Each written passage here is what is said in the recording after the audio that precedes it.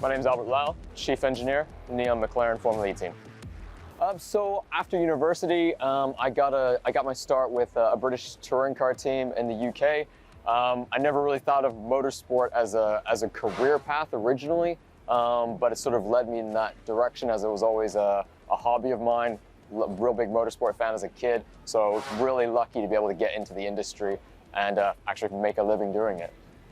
Yeah, so I'm sort of classically trained as an aerospace engineer, aerodynamicist, and ultimately moving from the aerospace industry into motorsport. There's a lot of sort of crossover in that you're working with aerodynamics, lightweight structures, composite structures, control systems, so there's a lot of carryover in that, and you also see that with some of the suppliers in the industry being similar to those in aerospace, so there's a lot of carryover. How many engineers work in the McLaren Formula E team? Quite a lot. I'd say it's an engineering-driven sport. So in terms of on the track, we've got 10, 12 engineers, and then also back at home, we've got another 6. And then just supporting them away from the race weekend, there's probably another half dozen or so. So it's a very engineering-driven process. So my usual day, sort of at the track, obviously it's very scripted in terms of what we're doing for the various sessions and the preparation and the meetings that take place over a race weekend. During the week when we're back in the office, it's more about preparation for the next event and looking at sort of more medium and longer term things. But from my point of view, it's just ensuring that all the engineers that work for this program have the resources they need to keep pushing the performance and the reliability of the car and the package as they go forward. So it all starts with the preparation. It all starts before the race weekend starts.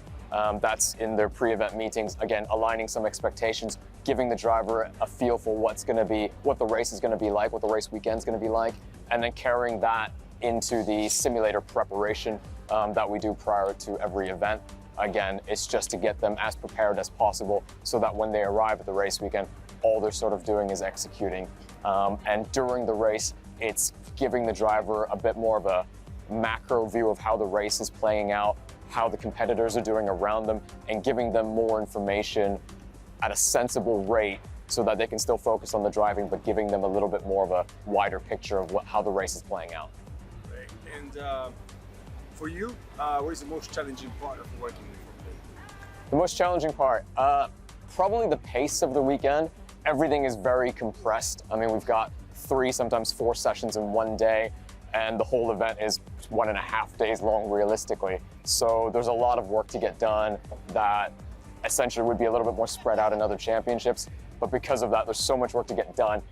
You can never do it all, so you have to focus on what's important and what best to prepare the driver for the next session to have the maximum performance on track. Right. Software is a key element in Formula E. Can you explain what it means in the Formula E car and why is it so important? So software is massively important in Formula E. There's a new piece of software that gets homologated for every race weekend, so things are continuously changing and developing. I liken it to the aerodynamics in a Formula 1 car where they're always getting update packages, whether big or small, to every race weekend. For us, it's the software. It allows us to have control over the various aspects of torque arbitration in the car, how the driver interfaces with the car itself on the steering wheel, how we manage the energy systems. Everything is linked to the software, so it's a real engineer's championship because of that. And you can keep pushing that development every race, and it's quite a lot of fun actually. You can do quite a lot on these cars, so it's really challenging because of that. The pre-event work is the most important thing. Everything happens in the preparation. You want to get to a point where you're prepared enough so that when you get to the race weekend, whether it's raining, whether the sun is out, you're just able to execute based on what you've planned.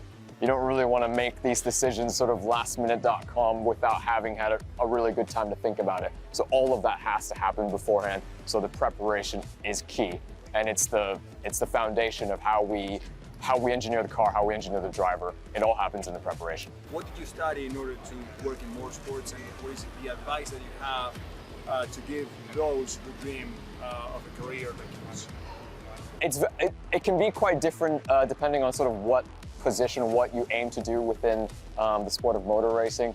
I mean, myself personally as an engineer, I studied engineering, aerospace engineering in my case, but realistically, it can be from a multitude of different engineering disciplines. I would say the most important thing is having the right attitude. If you know that you want to work in motorsport, taking the time and effort to go watch races, go volunteer at local racing events, getting involved, understanding how racing works at a fundamental level. Watch it on TV, watch different championships, try to learn as much as you can. Just get really involved in motorsport, and that will open up the opportunities as you go forward. For sure, from an engineering point of view, having good engineering background is important, but it's not as important as the attitude of the person. And that says a lot about the character, because motorsport is not easy. It's long hours, it's difficult with travel at times, and you need to have that right attitude, that right mindset, and the effort that goes in. So it's not necessarily just the academic part, which is important, don't get me wrong, but it's not all of it. So anybody can succeed in this industry given the right mindset and attitude.